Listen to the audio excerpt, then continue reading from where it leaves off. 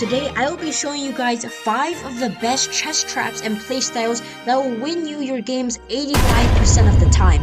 And I know this is not what I usually do, but I just wanted to share with you guys today some chess playstyles that will let you destroy whoever you play against. And without further ado, let's get right into the video. The first one is not going to be a trap. It is the defense on how to defend against the Caro-Kann. The Caro-Kann is a very powerful and very crazy opening with black that can easily take control of the center. So today I will be showing you how to defend against it. Normally you will just push the king's pawn, and a lot of times if the black wants to play the Caro-Kann, he will bring the pawn to c6. What you want to do is bring in the knight to f3, taking control of the center, not letting any other pawns come to the center with your knight attacking it. Obviously, the black will play the Caro-Kann as usual, bringing the pawn to d5, taking control of the center and also attacking this pawn right here. You don't want to take with this pawn right here. What you want to do is bring in the knight to b3, attacking this pawn and also gaining control of more center. He'll most likely take the pawn right here, attacking this knight and also gaining a free pawn, attacking this knight right here, but you can simply just take the pawn on e4 with your knight. The black will most likely bring in the knight, also attacking this knight and also gaining control of the center. What you want to do is bring the king on top, the queen on top of the king on e2, not only defending the knight but also giving more access to what the queen can do later on in this game. This queen tactic also starts a battery attack, maybe somewhere on the king later in this game. Because the knight cannot develop to the square, the knight will develop to d7, gaining more control of somewhat the center, and maybe later developing the knight to over here, and maybe getting more area over here. Right here, it is a checkmate in 1. Simply by moving your knight to d6, it is checkmate. The pawn cannot take the knight, obviously, because the queen is pinning the pawn to the king, which makes this a crazy checkmate with the knight. So this is how you can beat the Caro-Kann. Moving on to the next one. Okay guys, the next thing will be a trap. This is made with black. If the white wants to play somewhat like the queen's gambit, pawn to d4, what you want to do is give him a free pawn right here on the center of e5. If your opponent takes, what you want to do is just simply bring out the knight, attacking this pawn right here and also gaining control of the center. If your opponent brings out the knight to save the pawn, gaining control of the center, it is similar to last game. Put your queen on e7 on top of the king, bring the pawn to the king, and also at the same time double attacking on this center pawn. A lot of times the opponent will just bring out the bishop, double defending this one pawn and also gaining control of the center. You do not want to take with anything. Instead, bring your queen to b4, checking the king. Not only is this only checking the king, you're also attacking this pawn right here on b2, also bishop on f4, a triple attack. A lot of time what your opponent will do is bring back the bishop. Not only is it protecting it from the king, but you are also, the bishop is also attacking the queen. But I'm sorry, pawn, you're gonna have to go. Take the pawn on b2, threatening to take the rook on a1. A lot of times your opponent will play bishop to c3, skewering the queen and also protecting the knight. Obviously, the queen will not take because the knight is protecting it. You're going to do something crazy here. Bring out the bishop to b4, pinning the bishop to the king so that the bishop cannot take the queen. If your opponent is dumb enough to play queen to d2, this is a big blunder. All you have to do is take down the bishop. If the queen takes, for example, right here, do not take the queen. It is checkmate in 1. Checkmate on c1, guys. Checkmate. The king cannot go anywhere, and no pieces can defend. So guys, this is the second trap for black, guys. It is a very cheeky trap for black and also a very common opening, so it is kind of easy to actually pull off, guys. On to the next one. The next thing you want to try is the King's Gambit, bringing out the center pawn to e4. Your opponent will bring out his center pawn, and you want to sacrifice this pawn on f4. Also, something crazy that you're exposing the king side, which is very insane.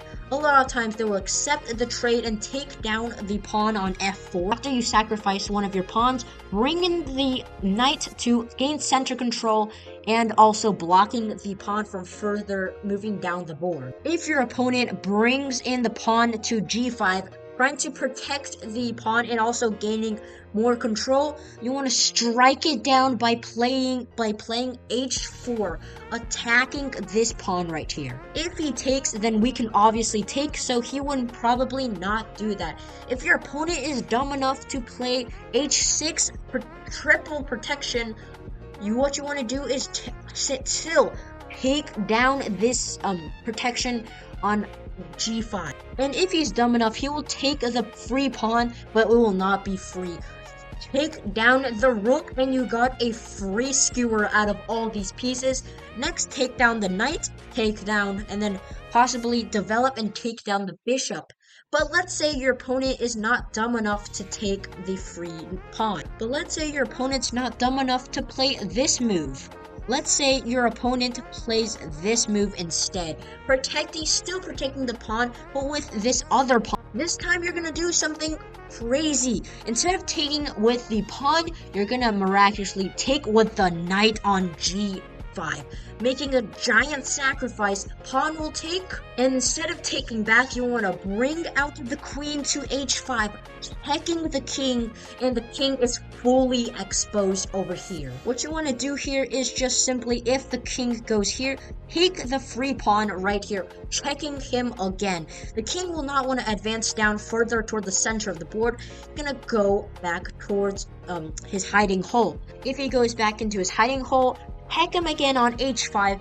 King will go back out here, and this time you want to move to e5. The king will not go back in his hiding hole because he can't. He will go to f7. You might want to take the rook, but there's a better trap coming up. Bring out the bishop, check the king. Why didn't you take the rook? Because you'll see in a second. The king will go over here, trying to not get checkmate. What you want to do here is bring in the pawn to h5. Protection is the key. Protection is the key. The king will move to h7 back to this back rank and is very vulnerable against many attacks. What you want to do here is take the free pawn, checking the king, and also boxing him off. The queen will go over here, trying to make a queen sacrifice. Do not make a queen trade. You do not want to trade. Instead, you want to take down the free bishop, giving him another check. And guess what, guys? This is checkmate. This trap is absolutely crazy and can definitely win you a lot of your games. We're going to go ahead and move on to the next one. Okay guys, the next playstyle we are going to go over as white here. Basically, just bring out your queen. If your opponent also brings out their queen pawn, making it a queen. What you want to do here is bring out the bishop, not develop your knights to protect the pawn, but develop your bishop here.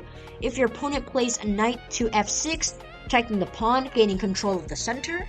What you want to do after this is just make a simple center opening where you attack the pawn and also gain further control over the center. If your opponent plays knight c6, also copying you, attacking this pawn right here, and also maybe further bringing out the pawn to the center, gaining control.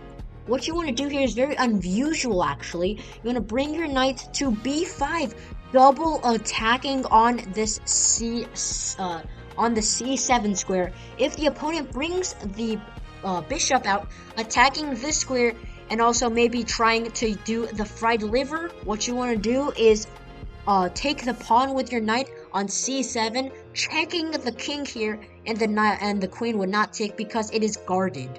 The king can only go to d7, and you take down the free rook. But let's say your opponent does something else. Let's say you move the knight to over here and your opponent actually moves the pawn to e5, attacks your bishop, stops the double attack, and actually even attacks your bishop. What do you do now? What you can do here is not only can you take control of the center, you get a free pawn attacking the knight as well. What you do here if you attack this knight right here, the knight will move over here. After the knight moves over here, you're gonna sacrifice the queen, moving to d5, guys. This is a free queen sack. But this is where your opponent falls. If your opponent takes the free queen, d5, it is not going to be free in a second. You move your knight to c7, attacking the king, attacking him, attacking the rook, and attacking the queen, a triple fort. And then after this move, if the queen goes wherever he wants, take down the queen, and you have lots of control for the center for further presses with your knight, and hopefully turning into a queen. So guys, this white opening is a very nice trap, and you can not only are you taking a nice center control, you also moved the black king, which also makes it you can so that black cannot castle. You also opened up a big hole over here, so that the king is very exposed, and you're up lots of pieces, guys. So you're up 3 whole pawns. So this is why this opening is such a great opening, guys. Thank you for watching today's video. If you guys liked today's chess video and you would like me to make more of these types of videos, make sure to just drop a comment in the comment section, and I'll see you later. Peace.